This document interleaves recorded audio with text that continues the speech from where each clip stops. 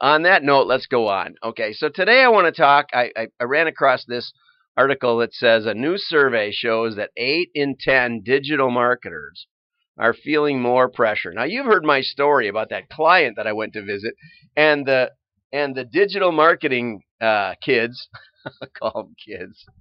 The digital marketing kids were talking about how they had generated more revenue than the cost of their program, neglecting the 150,000 apiece they were each getting.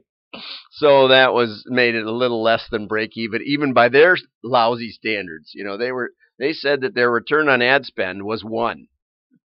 They spent $1 and they got $1 back in sales. And I tried to explain to them that they had to take into account the stuff we shipped to the customer, as well as the overhead that was involved, and still had to make a profit. And so I think it's about time that digital gets a little more pressure. I think the digital guys have been under no pressure, and so it's been compared as if it were free or almost free. It's been compared to direct marketing, where it's a hugely expensive thing to put a piece of mail in the customer's hands or the prospect's hands. So bravo, it's about time. And marketing program owners within travel and retail are way under pressure, more even than the CMOs, which is always under pressure. The biggest challenge, what's causing the pressure, is noisy marketplace. There's only like 500 different social media outlets. That won't be noisy. And you're not getting through to people. You're not getting them in the head. You're not hitting them in the head. You're not engaging because we've learned not to look at the ads, right? You have to be really, really, really belligerent to get an ad noticed. And then it's not free anymore. So I'm saying bravo. The big problem, and here I hope some of you digital marketers get hold of this talk. 71% are looking for ways to differentiate through new marketing channels. Let me give you a clue. Here's what LinkedIn is doing. Mail. What a crazy idea. Try looking where other people aren't looking. See, you're making the big mistake of peer pressure in marketing or in investing or in politics. You're looking where everybody's looking. Instead, you should be looking at what people aren't looking at, and that is mail. Okay? Just no two ways about it, right, Keith? Say, right, give me some hearts. There we go. Okay, so the next thing, the challenges of measuring marketing effectiveness. There are lots of techniques. They're all good in their own right, but there's no technique to rule them all. One ring to rule them all. Anyway, there is 2. And it's about what the objective is. Yeah, growth and profit. Just let me tell you, it's growth and profit. Remember, we talked about what the board is looking for? They're looking for profit and growth. Okay? And any other metric is probably missing the boat. I've got a prospective client that talks about how many downloads of the app they have, and that they've increased it by 1,000%. And I look at the number of people online with their app, and which they actually show every day, and it hasn't moved a bit. Not a worthy goal. Okay, no growth, and that doesn't have anything to do with profit. Now, the mistake any of us could make is to optimize marketing spend to generate short-term sales. Well, that's mistake number 1, is to say, oh, well, we aren't getting sales, so let's get some. Yeah, okay, but it's not sustainable. And the last thing he warns about is focusing too much on science over good creative. Now, I kind of agree with that creative matters more than most direct marketers have given it credit. I have seen creative move the needle 40, 50%. But what we mean by creative is usually the type style and the layout. And what these guys are talking about is like the message itself, which we would put in the offer category. And I would say you can figure this out with science. That science will tell you what is good marketing. Because whenever you have a great idea, you split test it. Right?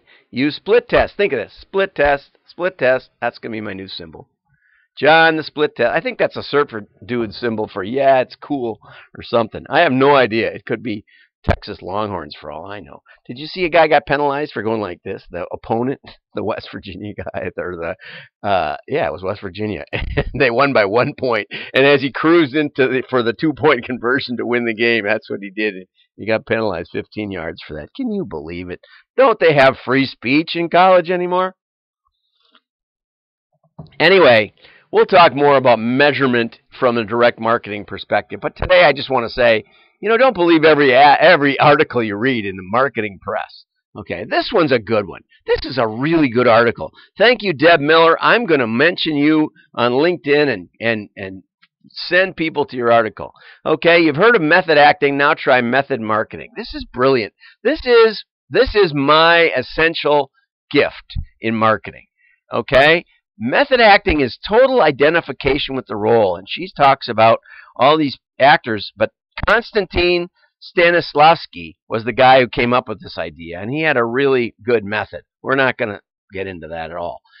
But she mentions Sheldon being on Big Bang Theory, being a good bowler because he says, I am the ball. I am the ball. See, I am the ball.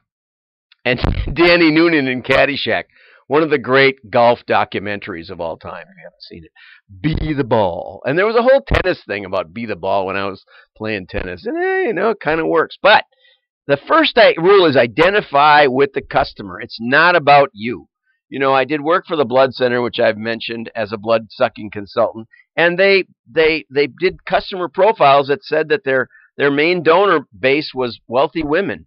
And it's because the board only advertised to wealthy women, and I'm saying, no, that's the opposite. You should be going to, healthy young men or something. I don't know what, but something different. Do something different. You pounded the tar out of that market. Okay, now this is an interesting perspective. Bots don't get mad when you ask stupid questions. They may not. I always try and ask a really oddball question to see if it's a bot. Because bots will just console you, whereas real people will get flustered. And bots, according to Facebook, bots may be doing a better job than humans at becoming the customer and understanding the buyer mindset. I'm not sure about that, but they don't get mad, right? They don't help much, but they don't get mad. So they can kind of delay you a bit until we can retarget you for asking the dumb questions. Okay, meaningful personas. I'm not a big believer in persona, but I am a believer in thinking about who your customer is. Okay? E-Trade. See the guy golfing on a yacht? That's not you. Don't get mad. Get E-Trade.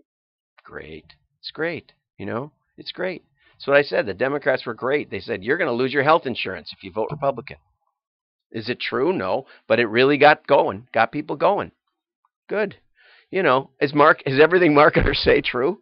Yeah, it's a little shaped. We shape it a little bit. There could be some basis for that. It could happen if the Republicans win. You could lose your health insurance. Sure. Okay, practice makes perfect. In this case, I would say testing. I would argue testing, but really good stuff. Subaru, a lifestyle choice, features kids, feel-good, fuzzy emotions, and puppies. You got to get at that emotion. We talked about that last week, that you want to think as a customer. One of my clients said to me one time, John, you have the ability to think in the uncluttered mind of a child. You know what I do? I pick it up, I look at it fast. Nobody studies your mailing piece. They pick it up, they look at it fast. Nobody studies your commercial. Your billboard. I love billboards. You can't possibly read going past them at 80 miles an hour. Be the customer. Be the customer. And then test, test, test.